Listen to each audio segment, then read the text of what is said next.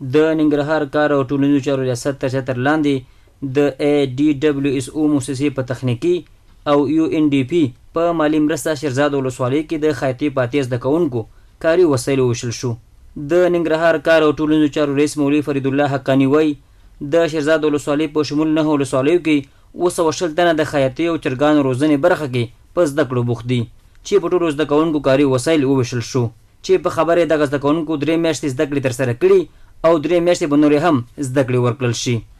ADWSO د مؤسسې له لوري نه هغه ځوانانو ته چې هغوی په حرفوي زده کړو یعنې د خیاطۍ حرفه کې زده کړې ترسره کوي او د زده کړو په جریان کې نن دوی ته کټ ورکولی شو د خیاطۍ په همدې موخه باندې چې دوی دې باندې به د پاتې زده کړې هغه به ترسره کوي په ښه شانته او په راتلونکي کې به انشاءالله خپل فامیلونو ته به حلال نفقه لاسته راوړي چې نن دغه تقریبا 8 کسان دي چې په شیرزاد ولسوالۍ کې همدې ته ورته موږ په نور ولسوالۍ کې هم تقریبا چې 9 ولسوالۍ دي د ټولو ته همدغه برنامه جریان لري.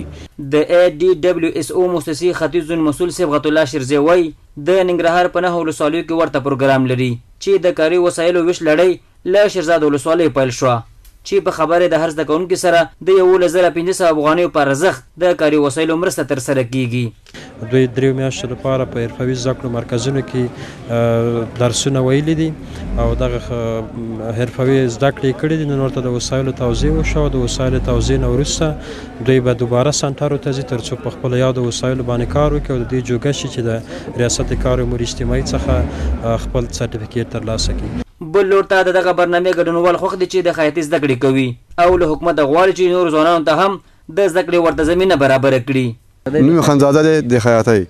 موږ د خیاطۍ سامانونه راکړل او 3 میاشتې درس مو 3 میاشتې درس نور راکې موږ خپل درس سهار لرسو او ډېر خوشاله دي موسسې نه. هم نوم یاسر الله دی د کودیخیل اوسیدونکی یم.